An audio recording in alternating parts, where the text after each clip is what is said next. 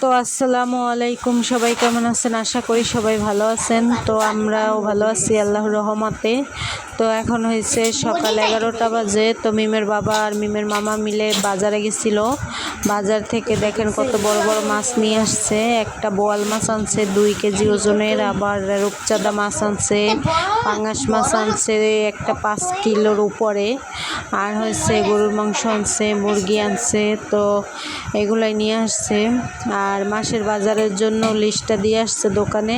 তো মাসের বাজারগুলো করে রাখবে, কালকে যাই নিয়ে আসবে। এখন মিমের বাবা আর আমি মিলে মাছগুলো কাইটা নিতে আসি। তো বাজার থেকে কাইটা আনতে চাইছিল, কিন্তু আমি কাটাই আনি নাই, যেহেতু এত বড় মাছ কাটবো নিজেরা, আবার দেখা যায় আপনাদের মাঝেও শেয়ার করব। তো এই জন্য আর কাটতে নিয়ে আসে নাই। তো দেখতে থাকেন আমরা কিভাবে কি করি। আর হয়েছে আজকে মাছটা গুছাইয়া তারপর আবার ঘরটার মুছে টুছে আবার ম্যাডাম আসবে মিমের পড়াটা শেষ করে আমরা আবার বাইরে যাব, বাইরে একটু ঘুরতে যাব বাইরে। তো বাইরে ইফতারি করবো আজকে আর ঘরে কোনো রান্না বান্নাও হবে না এবং ইফতারি বানানোও হবে না। তাই ভাবলাম যে এই মাছের ভিডিওটাই আপনাদের সাথে শেয়ার করি। তো আমাদের মাছগুলো কেমন হয়েছে কমেন্টে অবশ্যই জানাবেন। তো দেখেন মিমের বাবা মাছটার সাথে পাড়ে উঠতেছিল না, আর আমাকে বকতেছিল, দেখো মাছগুলো কাটতে আনতাম তাও ভালো হইতো, এখন এত বড় মাছ কীভাবে কাটবা, বডি ভালো না। তাই এই যে মাছ পাঙাশ মাছটা আর কি 3 ভাগ করে নিয়েছে, এবার বোয়াল মাছটা 3 ভাগ করতেছে। তো এই যে কাটতে দিতেছে, আমাকে হেল্প করতেছে, আমিও কাটবো হেও কাটবে। তো দুইজন মিলে কাটতে নিয়ে দেখতে থাকেন, পাশে থাকেন। তো এই তো আমরা বোয়াল মাছটা পিস করে নিতে আসি। এই তো বোয়াল মাছ কাটতে নিতে আসে মিমের বাবা।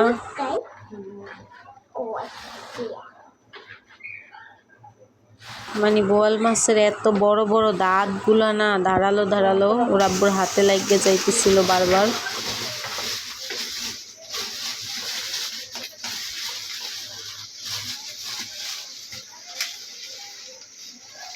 তো আজকে আবার মিমের বাবা একটু দেরি করে যাবে, মানে যাবে 1টার দিকে যাবে আর কি। তো 1টার দিকে মানে 12টা না 1টার দিকে গেছে, আজকে যাবে। আর এখানে আবার আমি মুরগিটা কাটতে নিতে আসি। একটা ব্রয়লার মুরগি আনাইছিলাম মিমের জন্য। মিম আবার মুরগির মাংস খাইতে চাইছিল, এই জন্য ভাবছি যে অন্য মুরগি তো শক্ত, তো ব্রয়লার মুরগি নরম আছে, মিম ব্রয়লার মুরগিটা খাইতে পারবে। আমরা তো গরুর মাংস আনাইছি, আমাদের আবার মুরগি ততটা পছন্দ না। মিম আবার গরুর মাংসটা খায় না, মুরগি আনাইছি মিমের জন্য।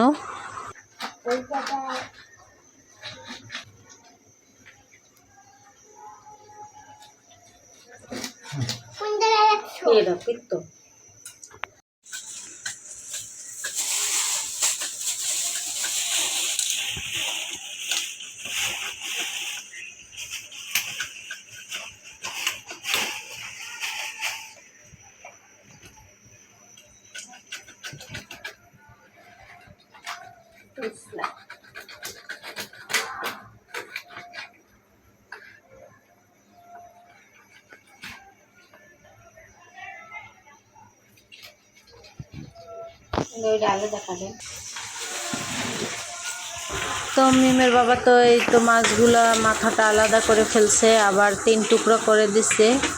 তো এবার দুইজনে মিলে এগুলো পিস করে নেব তাড়াতাড়ি। আবার সময় নাই, প্রায় 12টার মতো বেজে গেছে।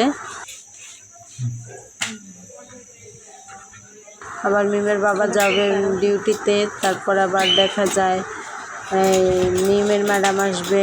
তো এই জন্য ভাবছি যে 2টা বটি দিয়ে তাড়াতাড়ি পিসগুলো করে ফেলাই।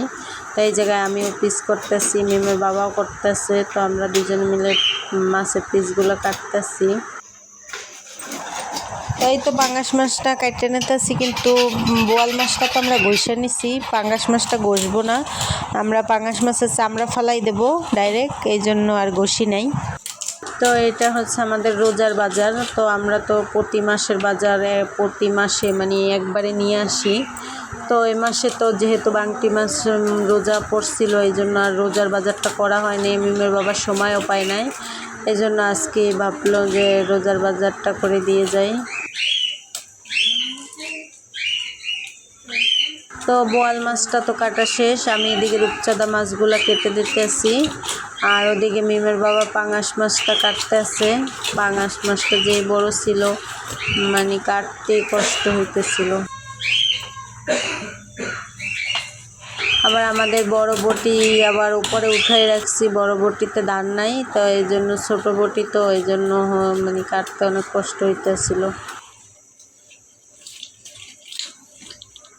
তো এখানে আমি ধরছি আর উনি কাটতেছে। তো মাছগুলো মানে খণ্ড খণ্ড করে নিলে তাইলে পিস করতে সুবিধা হবে, অনেক বড় মাছ যেহেতু।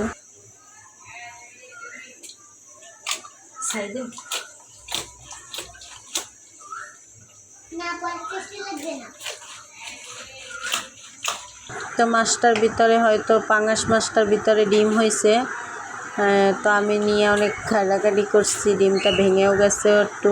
তো মিমের বাবা এখন ডিমটা বের করতেছে, মানে পাশটা কেটে।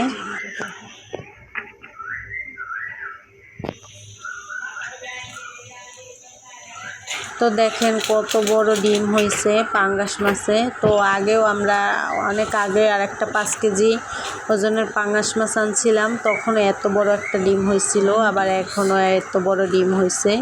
তো আপনারা কারা কারা পাঙ্গাস মাছের ডিম খাইছেন অবশ্যই কমেন্টে জানাবেন। তো আমার কাছে তো ভালোই লাগে পাঙ্গাস মাছের ডিমটা, আমি আর একবারও খাইছিলাম, ভালোই লাগছিল।